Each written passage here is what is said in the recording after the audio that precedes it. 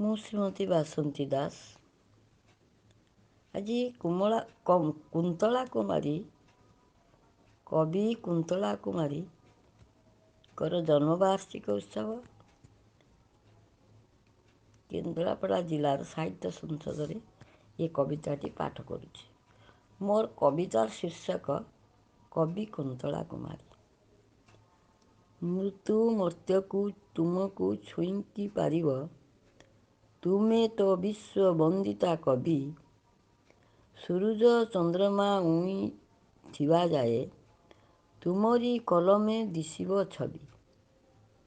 ନିମିଷ ଜୀବନ ବାଣୀ ଭଣ୍ଡାରକୁ ଯେଉଁ ଭାଷା ରତ୍ନ କରିଛ ଦାନ,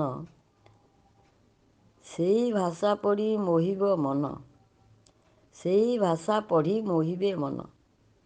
ସମାନ ନହେବ ଗଚ୍ଛିତ ଧନ, ସମାନ ନହେବ ଗଚ୍ଛିତ ଧନ।